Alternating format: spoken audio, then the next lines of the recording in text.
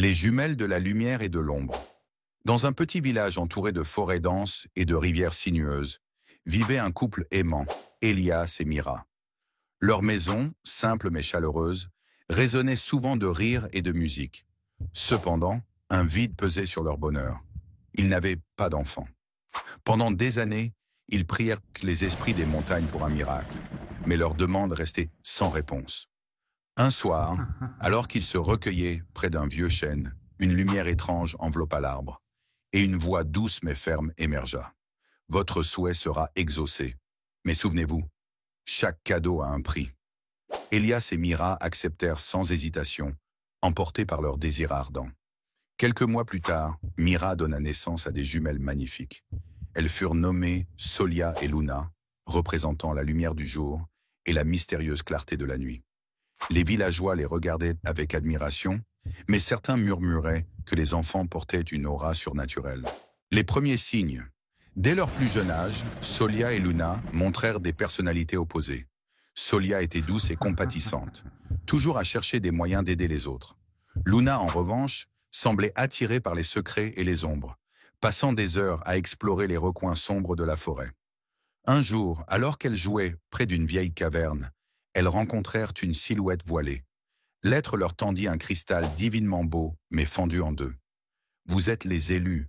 Ce cristal renferme un pacte.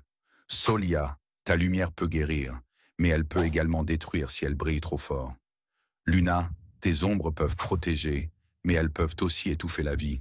Choisissez avec sagesse. » Le déclin et l'éveil. Les années passèrent et les jumelles grandirent.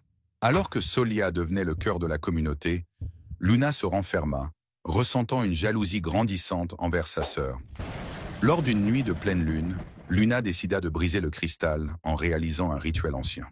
Le pacte fut scellé, divisant leur village entre lumière et ténèbres. Solia découvrit que sa lumière pouvait repousser les ombres de Luna, mais chaque confrontation l'affaiblissait. De son côté, Luna réalisait que ses pouvoirs grandissaient en présence de la haine et de la peur.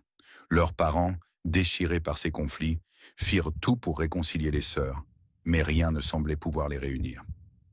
La bataille finale.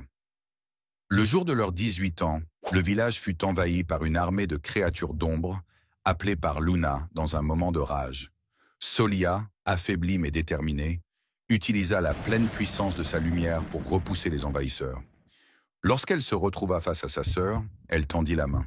« Luna, je ne me battrai pas contre toi. Notre destin ne doit pas être celui-ci. Nous pouvons réparer ce qui est brisé. » Luna hésita, voyant les larmes dans les yeux de Solia.